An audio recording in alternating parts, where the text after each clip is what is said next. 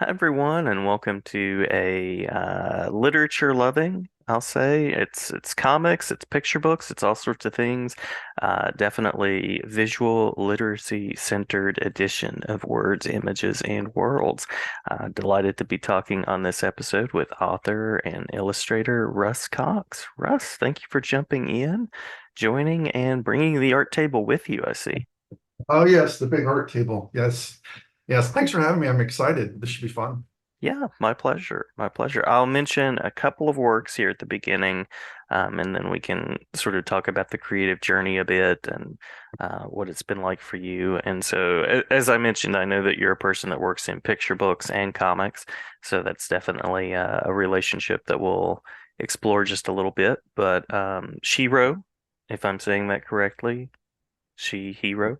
Oh, yes. Yes. Shiro. Yeah. Being the comic that I know you for.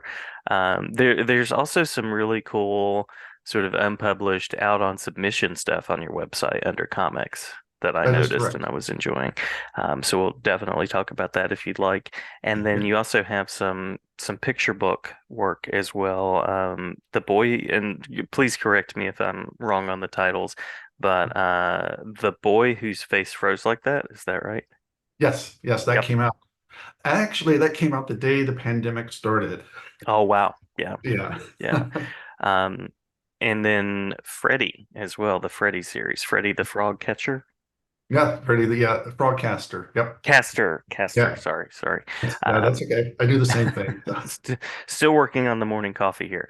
But yeah, so lots of creative work from you. And one of the threads of the podcast seems to be unofficially or officially celebrating work that was released in the pandemic that folks might not have necessarily known about because people had other things on their mind.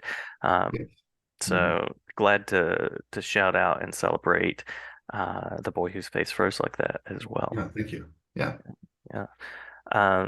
So by means of an opening question, as an English teacher, I'm always curious about what inspires people and connects people to the written word, illustrating. What was that connection for you like? You mean as a kid or now or both? I'll take both. We'll Okay. we'll take the buy one get one if that's okay. That sounds great. Yeah, we can do that. Mhm. Um, Well, as a kid, I just loved comic books. The visual storytelling appealed to me. I wasn't a, I didn't read a lot as a kid. So when I discovered comic books, that kind of tied, it really helped me to really get into reading more because again, it's the visual storytelling that I really always appealed to me. Love Spider-Man, love Batman, all that stuff from the 60s and 70s. And also I love Mad Magazine. It's Mm-hmm. another, it was basically a comic book probably more for an older crowd. Sure. But I kind of like that. I was never big on like Walt Disney. I prefer Warner Brother cartoons because the edginess and the character.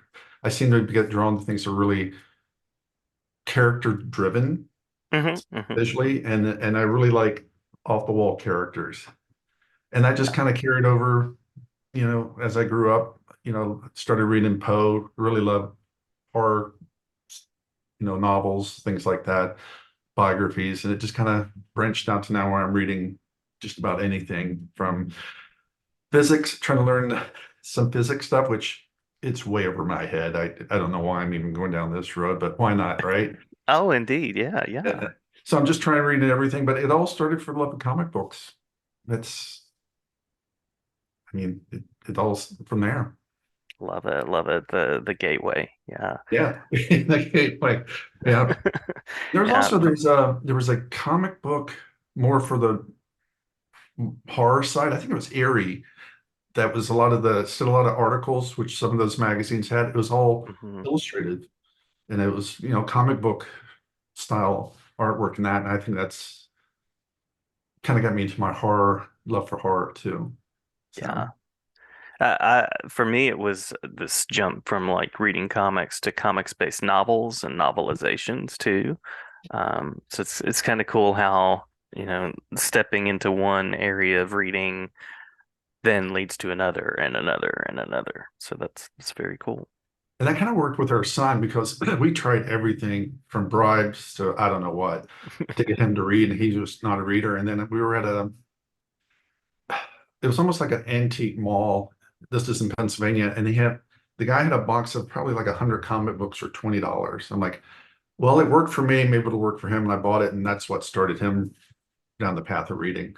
And Mm-hmm. we had teachers like, well, he's reading comic books. Like, yeah, but he's reading.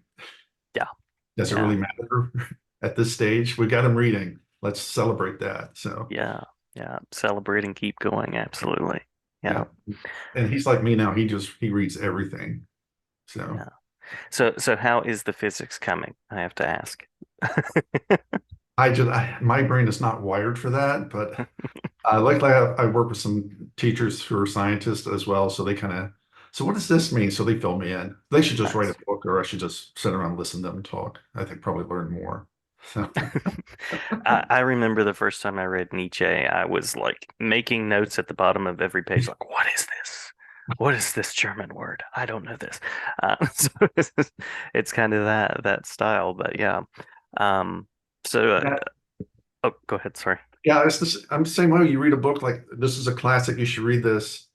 And you start reading like, okay, what was that again? Like 4 pages ago, and I'm kind of going back. It's like, am I not smart enough to read this book? You know, Um, yeah, it's different tact yes, for sure. Um, so curious about the creating that you do for young people, and really it's all ages, I would say, because anybody of any particular age can enjoy what I've seen of yours. oh, Um, thank you. yeah, yeah. Curious about how you sort of got on the track of writing for a youth audience or all ages audience. I had no intentions of writing a book at all. So I did this drawing, and I don't know if you know who Debbie Ohi is. Oh yeah, yeah. She does the like found materials stuff, which Yes. is very cool. Yeah, yeah. So I did this drawing, and she goes, you should write a story from that. Like, no, Debbie, I just draw the silly pictures. I don't do anything. And she goes, no, I really think you should. To the point where she goes, if you don't write a story for that, I'm going to. And that kind of pushed me into writing, my first picture book. And I probably wrote, I think I've written that story 27 times before it was published. Oh wow, yeah. Yeah. Because, you think a picture book, I had that same mentality. It's like, oh, picture book, this should be easy. And Hmm. then when I started doing it and realized, yeah, I need to go sit in the library and probably read 100 picture books again. Hmm. Because at that time, my kids were grown and out of the house. So, but it was Debbie who pushed me really into the writing end. And um, I'm not going to say I'm comfortable with it, but in some ways I am. I kind of have a better idea on how things work, but it still scares me. You know, Yeah, yeah. give me I can draw it, yes, but to write it, but it's a good challenge. Hmm. And the Hmm. agent really pushes me. She's pretty hardcore, like, yeah, this isn't working, really critiques it heavily, which I love. So Yeah, yeah. Sounds like you have a creative support team between people like Debbie Ohi and your agent, which I'm sure is also an important part of the process, having those voices around. yes, definitely. For me, I think having an agent, her name is Jenny Kendrick. She's with Red Fox. She's just been outstanding. She's actually my fourth agent, so I've been through a few of Hmm. them. But I think, it's almost like you're dating somebody. You have to kind of try things out, and I finally found the right agent for me. So not that the other agents were bad, which just wasn't a good fit. Yeah, yeah. But yeah, Jenny and I, we have the same sense of humor, and she understands how my brain works, which is very askew to what she's used to. But yeah, it's really good to have a support team, friends. My wife's great. I'll let her read something. She's like, yeah, very honest, which that's what you want. Yeah, You don't want to hear everything's wonderful. This is great. It's like, no, there's something wrong with it. So yeah, yeah. An honest editing process, very important, very important. yes, even with just not only with the words, but with the pictures too. I mean, that's because you get too close and you step back and let somebody else read. I'm like, I don't understand what this jump from this panel to this panel doesn't make sense. Hmm. Like, well, Hmm. in my mind it does, but you've been too close to it. So yeah. Yeah. Yeah. And also that's just it speaks to the process of revision on both parts, on the writing part, on the illustrating part.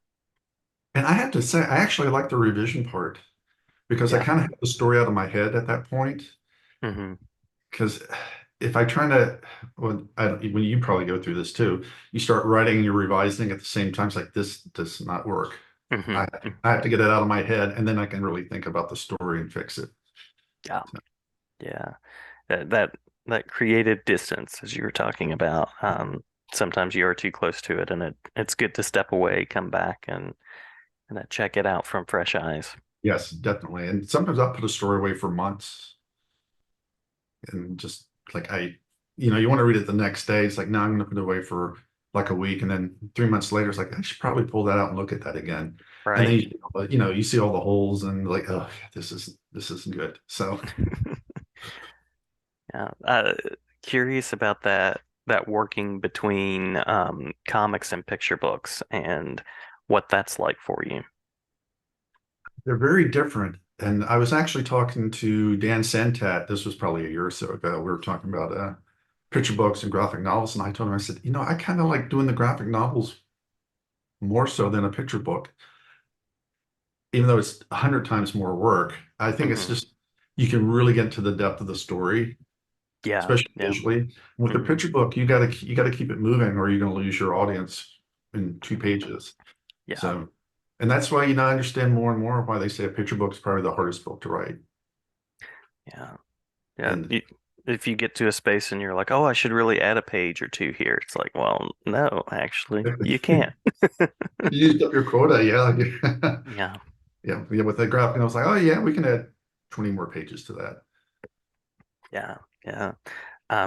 So someone that works and writes for young people, curious about some of your interactions with readers, if there's been a time that something unexpected or surprising or particularly inspiring has happened as you've kind of interacted with your audience. Uh, hmm, that's an interesting question. Before we had grandkids, I used to take my stories down to the local elementary school, and Hmm. they weren't be fully fleshed out, but there'd be a dummy, their sketches, and I wouldn't really read it to the kids. I just put it on the screen and let them read it, and then I'd go back and read it to them, and then I get their feedback. And a kid is not going to hold back. Yeah, yeah. I mean, it's at some points, you have some kids going, "Yeah, I just don't like it. What do you like about it? I don't like the whole thing. I think it's dumb." Right, Okay. And you just see the teacher like, "Oh no." right. Like, no, I think that's great. That's what I want. I don't want it. I'm like, oh, it's wonderful. No, maybe the story's just dumb, you know? Yeah, yeah. I've been, as an English teacher on that journey of trying to find the perfect books, and it seems like there's always a critic for Yeah, any book. It's rare to find a book that works for everybody all the time. yeah. I just shoot for the middle, and like hopefully a few of them like it, and then we can move on and see if we can get it published.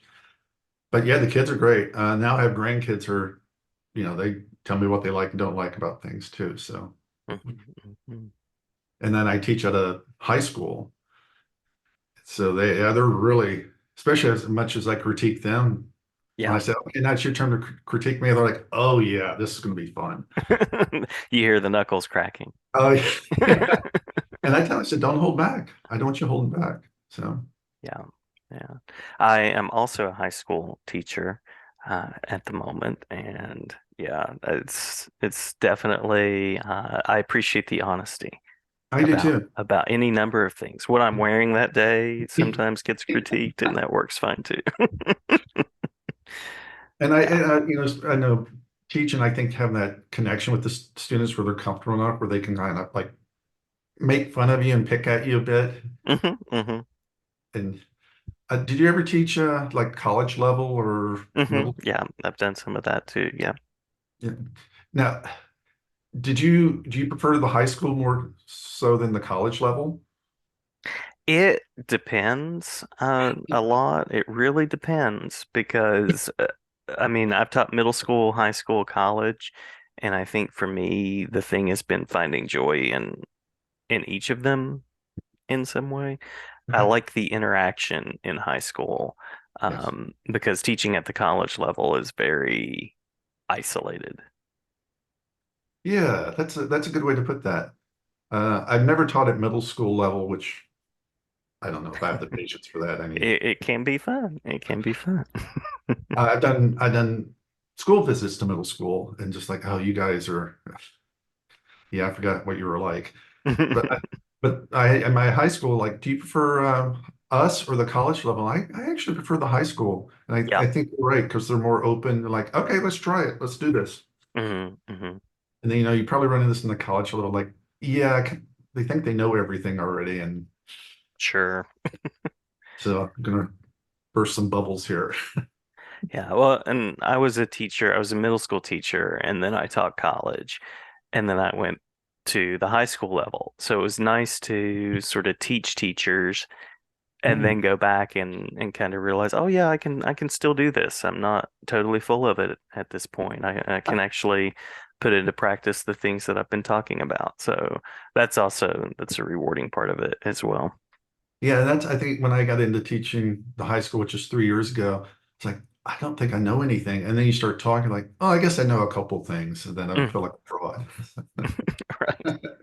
And the things you think your students might know, and then you go, oh, no one's talked to you about that yet, or Yeah, yeah, yeah. for sure. So I love that connection with teaching and creating as well, Mhm. because that's another benefit is that you have the continued audience and the continued kind of connection to young people and culture in a way that otherwise would be harder to get to. Yeah, yeah, definitely. Uh, uh, you have the current graphic novel that's out on submission, I think. Um, Oh, the Peanut Brittle Squad. hmm hmm. Yeah. So this is the part where I ask you, what's in development? What are you working on, and what has your attention? That you can talk about, obviously. If you can't talk about it, that's fine too. Yeah, I can tell you that I'm just finishing up a 160-page graphic novel, more for, I don't want to say younger readers, probably that 8 to 12-year-old range. Hmm hmm. It's coming out in the fall. They keep changing the title. I think I can say the title. It's called Matt Moon and His Pets. Hmm. His pets aren't really pets they look like normal pets, but they're actually aliens in disguise. Oh, nice, nice. Yes. So yeah, we've been working on it for 2 years. Andrews McMill is publishing it. Cool, cool. And Don Jolly, who has a comic book background, he Hmm. wrote it. So yeah, that comes out in the fall. And sometime this spring we start book two. Awesome. Yeah, So very cool. they hope it's going to be a continuing series. I hope so too, because Andrews McMill, everybody involved is just wonderful to work with. It's just been one of the most easiest projects I've been a part of. Also, I just signed on to do a graphic medicine Nice. Ad Care Maine. They're putting that out. We did one about 3 years ago, and it did really well. So now they want to do another one. So we just had a meeting last week about that. And I'm currently writing two picture books and two more graphic novels, and hopefully one of them sticks.